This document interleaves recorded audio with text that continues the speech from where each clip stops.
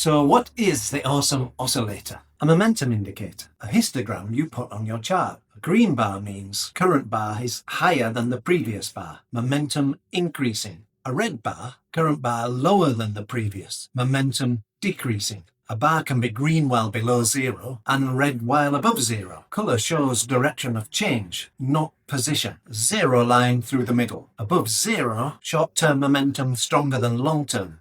Bullish. Below zero, opposite, bearish. No overbought, no oversold, just momentum relative to a zero line. Bar by bar.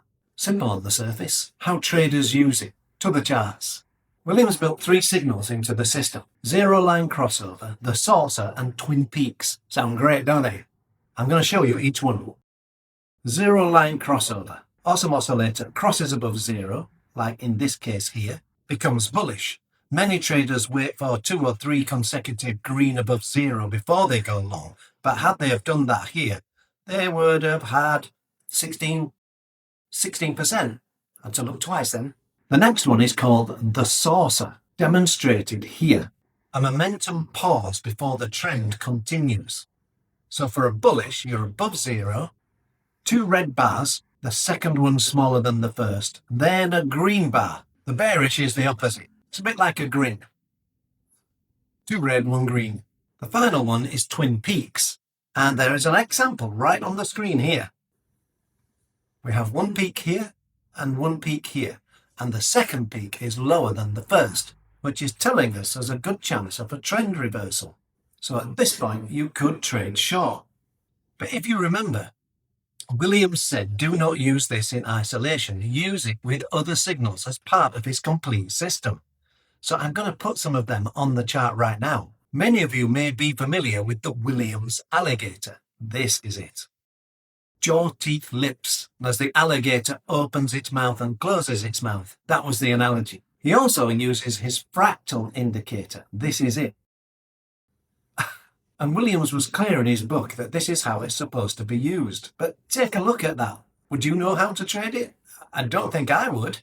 So what most retail traders do is they turn these off and just use the oscillator in isolation. And that's where the problems begin. Beyond the 3 signals, traders also use divergence. You will have come across divergence with RSI divergences. I'm not going to go into big detail here because I do cover them in another video that will pop up here. So let's look at a different coin to show that.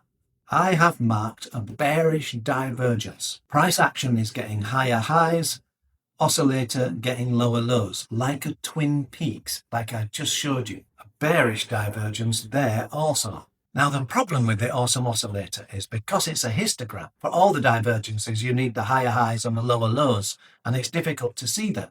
So I looked around for an indicator that showed Awesome Oscillator as a line showing divergences. I found one, but there's a problem. Whereas I'm saying it's a bearish divergence, he's saying it's a hidden bullish and a bullish divergence. So one of us is wrong. So I looked for another indicator. And this one agrees with me. So, having written divergences before for a different indicator, I can tell you that this middle one is wrong.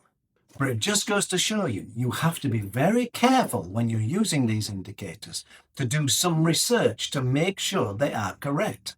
So that is the Awesome Oscillator and how to use it properly and then how to use it incorrectly. Williams was right. In the right conditions, used as part of a whole system, it has genuine merit. The median price calculation is thoughtful. The histogram is clean. The 3 patterns give structure rather than just a line to look at. But most traders never use the whole system. They drop Awesome Oscillator on a chart, watch bar flip green on red, and trade crossovers in isolation. In a trending market, that can occasionally work. In sideways conditions, which dominate our charts most of the time, it generates false signal after false signal. No overbought and no oversold levels means no natural stopping point. No volume context means momentum signals with no institutional backing. And the divergence signals, while genuinely useful, are not as objective as they look. So Williams was right that it is elegant. And he was also right that it works best as part of a system. The retail version of Awesome Oscillator by itself is not that system. Pulse flow does not use the Awesome Oscillator. We use institutional order flow, order blocks, fair value gaps, volume profile, no histogram, no green-red bars, no subjective divergence lines. Just evidence that price structure and institutional activity are aligned and ready to move. That is the difference between measuring momentum and understanding it. So Bill Williams built a complete trading system. Most retail traders borrowed one indicator and call it a strategy. Those are two very different things. Okay, would you please subscribe, like and share? You can watch one of my other videos down here. I'll be making another video very soon. Until then, see you later.